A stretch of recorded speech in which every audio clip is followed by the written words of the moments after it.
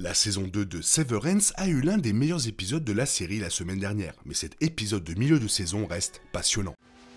Allons. C'est l'heure de l'histoire, mon poulet au miel. On ouvre les petits volets. Cœur vaillant, œil sur la balle, on ne peut pas perdre. Après avoir passé autant de temps avec les inters à l'intérieur de l'humain dans la saison 1, j'ai pleinement profité de l'opportunité de les voir dehors dans le monde réel, dans un contexte enneigé. Je dirais que le séminaire a été un succès majeur pour la série, mais pas pour l'humaine. Placer les personnages dans le monde réel leur a permis de vivre de nouvelles expériences et la série les a combinés avec l'une des fins les plus tendues jusqu'à présent. Irving s'est rendu compte qu'Elena faisait semblant d'être Ellie et l'a forcé, ainsi que M. Milchick, à en parler clairement, sinon il a noiré. Il y a beaucoup de niveaux dans cette révélation et je suis heureux de dire que l'épisode 5 fait un travail fantastique en les prenant en charge et en explorant ce que les événements de l'épisode 4 signifient pour le futur de la série. Même si la première moitié de la saison 2 se termine sur une note plus lente, c'est assez compréhensible, je pense qu'un épisode plus calme était nécessaire après celui de la semaine dernière. Donc, ça a très bien fonctionné.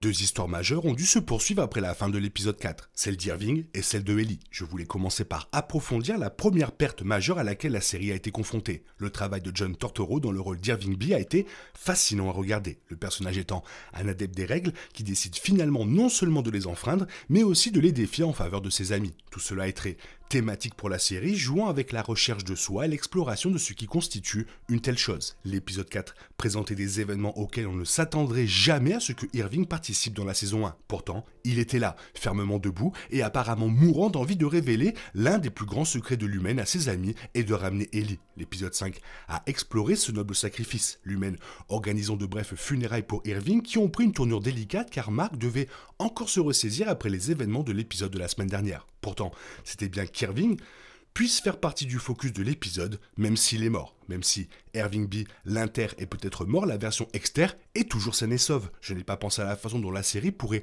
encore garder Turturro, même s'il est peu probable qu'Irving B réapparaisse. Pour cette raison, j'ai été agréablement surpris de voir que la saison 2 semblait commencer un tout autre scénario pour rivaliser avec son inter. Après qu'Irving et Burt aient formé un lien si étroit au sous-sol, j'ai hâte de voir comment la série explorera cet arc avec leur exter, maintenant qu'ils se sont rencontrés. Les sentiments pourront-ils persister? Je pense que oui.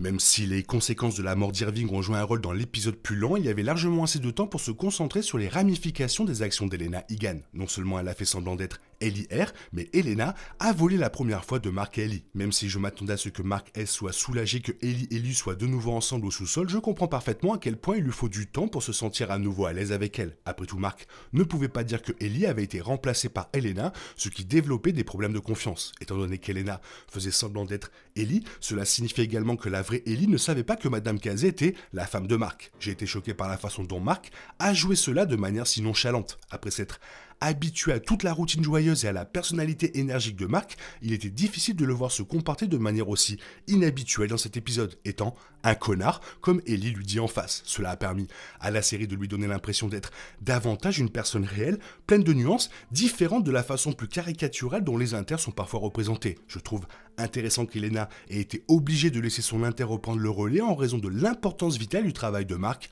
pour l'humaine. Donc, le garder heureux reste la priorité de l'entreprise. La relation entre Mark et Ellie est au centre de la série, j'ai donc hâte de voir comment cela s'intégrera dans la recherche de Madame Kazé, Gemma. Cette histoire massive a ouvert un nouveau chapitre, l'exter de Mark a pu confirmer visuellement que sa femme est en vie grâce à une vision provoquée par sa restauration et j'ai hâte de voir les recherches intensifiées.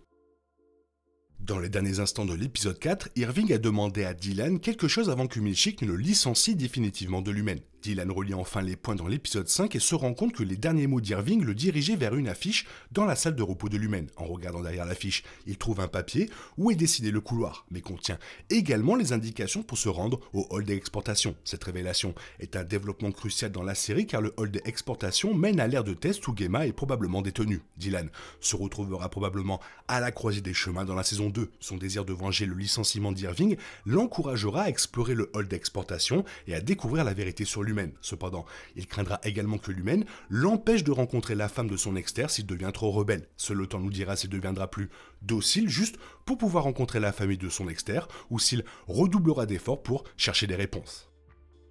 Lorsqu'Elena rencontre Drummond après son passage traumatisant avec les raffineurs, Drummond l'encourage à retourner au travail en tant qu'inter. Elena semble résistante, mais Drummond lui assure que ces 4 humeurs retrouveront leur alignement en un rien de temps. La déclaration de Drummond attire l'attention sur la citation de Kirk Egan sur l'apprivoisement des 4 humeurs. Le fait que Drummond s'attend à ce que Elena ait ces 4 humeurs parfaitement alignées montre à quel point il est aveuglé par sa dévotion au culte de Kirk Egan. Cela souligne que toute personne associée à l'héritage de la famille Egan est censée respecter un certain ensemble de règles et de comportements, expliquant pourquoi Elena déteste secrètement sa vie Dexter.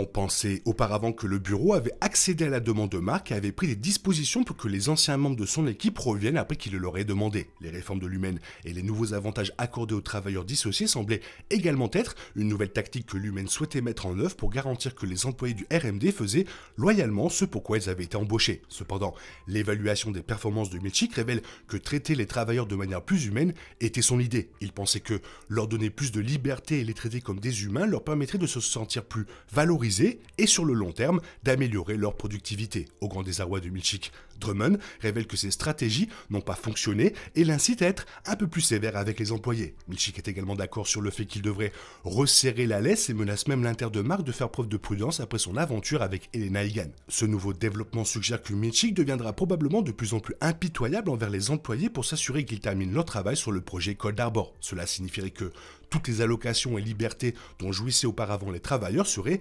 progressivement supprimées. Le fait que Milchick souhaitait auparavant traiter les travailleurs de manière plus humaine suggère qu'au fond, son code moral ne correspond pas du tout à celui de l'humaine. Alors que l'entreprise traite les inters comme des humains inférieurs et qu'Elena les appelle même des animaux, Milchick se soucie d'eux. Il semble également gêné par l'étrange don raciste de l'humaine, expliquant pourquoi il ne le laisse pas passer et demande même à Nathanie ce qu'elle pense d'eux. En montrant progressivement comment Milchick commence à remettre en question les manières de l'humaine, la série pourrait faire allusion à son potentiel changement d'allégeance.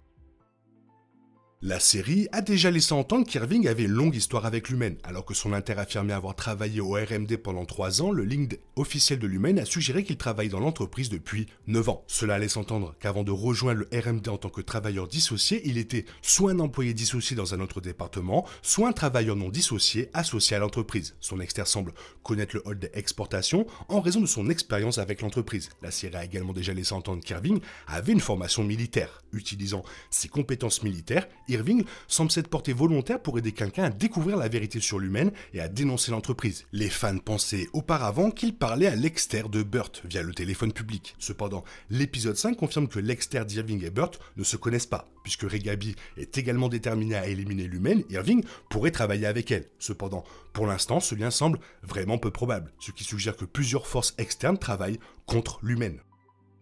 Lorsqu'Irving a rencontré Felicia du département de l'optique et du design dans les premiers épisodes de la saison 2, elle a identifié le hall d'exportation à partir du dessin de son carnet. Elle a révélé qu'au début, ils envoyaient leurs propres gens dans le couloir avant qu'un homme mystérieux ne soit embauché pour le travail. Le même homme apparaît probablement dans la première scène tout en sifflant l'épave de l'Edmund Fitzgerald, étant donné que l'épave de l'Edmund Fitzgerald part du navire SS Edmund Fitzgerald, qui était immatriculé dans le port de Milwaukee et entamé son dernier voyage depuis le Wisconsin avant de connaître un sombre destin, la chanson aurait pu faire allusion à l'identité de l'homme qui travaille pour le hall d'exportation. Lorsque l'exter de Burt rencontre Irving dans l'épisode 5, il mentionne qu'il a dû annuler ses projets de vacances à Milwaukee avec son mari Fields, après que l'exter d'Irving soit venu frapper à sa porte. Cette connexion à Milwaukee pourrait signifier que Fields, donc le petit copain de Burt, était le siffleur qui a transporté l'équipement de la première scène à l'atelier.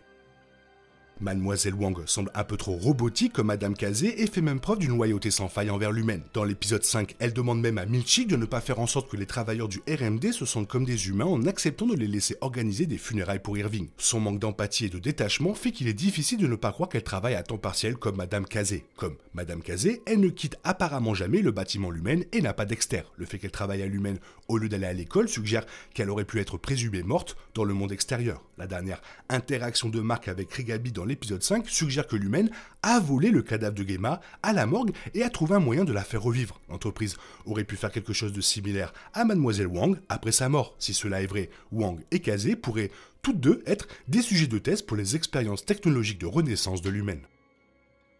Dans la scène finale de l'épisode 5, Mark se plaint d'abord de n'avoir ressenti aucun signe de restauration depuis le jour où Regaby a mené le processus. Cependant, après avoir brièvement interagi avec Regaby à propos de Gemma et avoir eu un aperçu de certaines de ses anciennes affaires, quelque chose en lui change soudainement. Du coup, il constate les premiers signes de restauration se retrouvant subitement à l'intérieur du bâtiment Lumen. Alors qu'il s'enfonce plus profondément dans l'un de ses couloirs, il rencontre Madame Kazé qui récite ses lignes de directrice du bien-être. Même si la scène ne fait que confirmer que la restauration de Mark prend enfin effet, il est difficile de ne pas se demander si la dernière phrase que Madame Kazé lui a adressée signifie quelque chose. Le générique de l'épisode commence avant qu'elle ne termine sa dernière phrase. Cependant, on dirait presque qu'elle dit « Votre Exter va tuer ». Si le dernier mot de la dernière phrase était en réalité « tuer », la saison 2 deviendra probablement de plus en plus sombre dans sa seconde moitié. L'étau se resserre grandement sur plusieurs choses, ça va être incroyable cette fin de saison. Toi, qu'est-ce que tu en penses? Qu'est-ce que tu as pensé de l'épisode? Fais-le moi savoir dans la zone commentaire. Sinon, il est temps pour toi de reprendre le cours normal de ta vie. On se retrouve bientôt pour une nouvelle vidéo. Bisous, bisous, bye bye. Il est impossible de compter sur les autres de nos jours. On est obligé de tout faire soi-même. Je me trompe? Rien de grave. J'avais tout prévu. Où va le monde? Je vous le demande.